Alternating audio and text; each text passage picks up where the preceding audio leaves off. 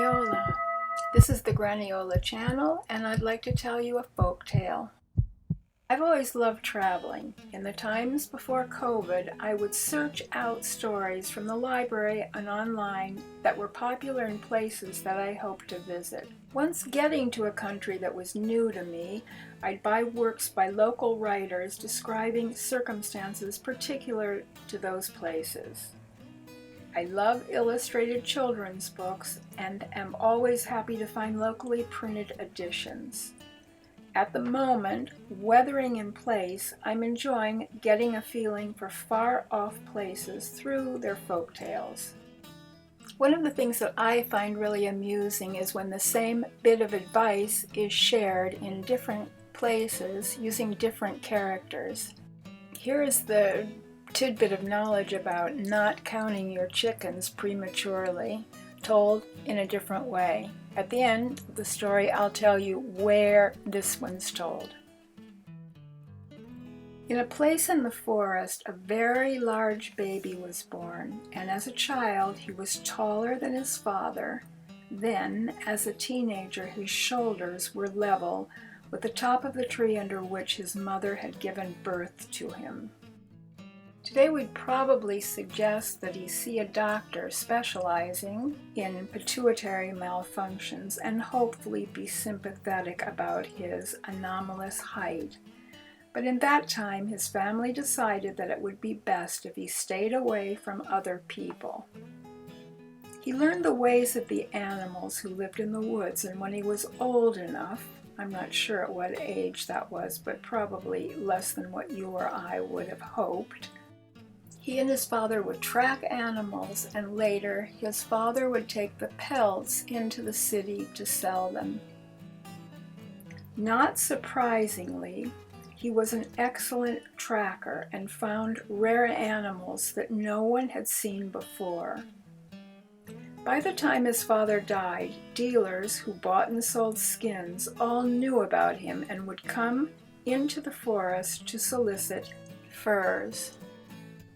One day, a very rich and exceedingly overweight alderman decided that he would like a bearskin coat. The town grandee went to the hunter and offered to pay in advance for the fur of an abnormally large bear. Since he pictured this coat being the envy of all of the other members of the council, he wanted to have a good story to tell about it. So he asked the hunter if he could accompany him for the kill. The hunter agreed, remarking that he knew exactly where to find the largest animal in the countryside, and explaining that his plan was to send a pack of dogs in to drive it out of its habitat, and in the first seconds, when it was blinded as its eyes adjusted to the bright sunlight, he would forcefully bludgeon it over its head with his heavy club. The hunter suggested that the alderman climb up into a tree overlooking the entry to the cave so that he could watch the process. He had tracked and hunted successfully this way often before, but this time, when the pack of dogs and their prey rushed out, it was the hunter who was confused, because before he could even lift his club, the big animal had knocked him to the ground. Shocked, the hunter had to think quickly. This had never happened to him before, but he had heard it said that bears never attacked a dead man.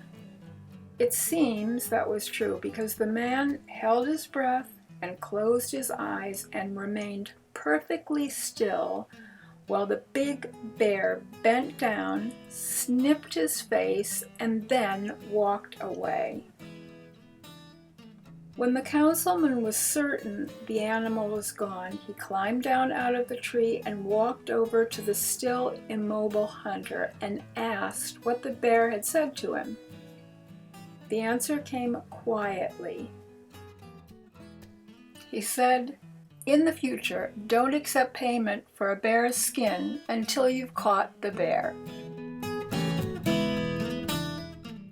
This tidbit of wisdom, which we like to share by talking about hatching of eggs, is told in Italy through a talking bear.